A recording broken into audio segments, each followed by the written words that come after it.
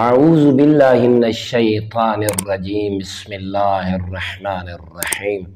اللہم صلی علی محمد وآل محمد۔ مومنین مسلمین ترائے صورتاں دے وچ مقعد فقط پانی دے نال پاک ہوندے۔ مثلا انسان دی جویں سفر وچ مجبوری ہوندی ہے، انسان کو رفع حاجت آ گئی، پاک خانہ پانی نہ ہویا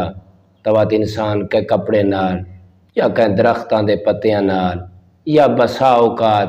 مٹی دے جویں چھوٹے چھوٹے روڑے پائے ہوندے انہاں دے نال انسان مقعد کو صاف کریں دے مجبوری دے عالم وچ۔ لیکن ترائے صورتاں دے وچ مقعد کسی ہور شے دے نال پاک نہ ہو سی۔ پہلا مقعد آدھے کہ کوئی پہلے یہ دسا دے مقعد آدھن جیڑی جگہ تو انسان دا پاک خانہ خارج ہوندے، پاک خانے دے خارج ہونے والی جگہ کو مقعد آدھن۔ لیکن یہ دیکھ رہے ہیں جیلے انسان دا پاک خانہ خارج ہو رہا ہوندے، اگر اندروں اون پاک خانے دے نال خون خارج ہوئے، مثلا کوئی شے نال ملی ہوئی ہوئے خون ہے یا کوئی اور ایسی کوئی گندگی ہے، تو دیکھ کے فرمائے نے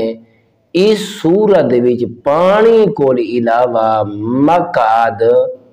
پاک نہ ہو سی۔ دوسرا، اگر پاک خانہ خارج ہو رہی ہے کوئی باہر دی نجاست مقعد لگ گئی ہے، ہن دیکھو جلے باہر دی نجاست مقعد لگ گئی ہے انہوں پاک خانہ خارج ہو رہی ہے تو آدھن اس صورت وچ اس مقعد کو صاف اور پاک فقط پانی ہی کر سکتا ہے۔ ہن تساں کہیں کپڑے نال کہیں پتیاں نال یا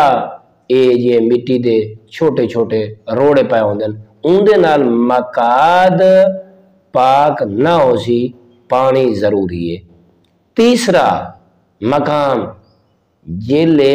مقعد وچوں پاک خانہ خارج ہوئے اور او تو آدھے مقعد اطراف دے وچ پھیل بنجے، وہ دیکھ کے فرمائے جی میں انسان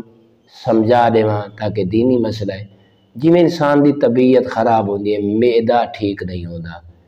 انسان جی میں ایک پیچس دا عالم تاری ہوندے بندے دے،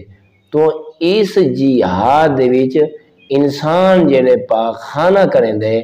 تو او مقعد اطراف دے وچ پھیل ویندے، او دیکھ کے فرمائے جیلے معمول کل زیادہ اطراف دے وچ یہ پھیل ونجے پاک خانہ تا اس وقت بھی یہ تو مقعد فقط پانی ہی پاک کر سکتا ہے، کسی ہور شے نال تساں کو پاک نہیں کر سکتے۔ یہ دینی مسائل اللہ رب العزت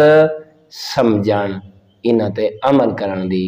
توفیق عطا فرماوے۔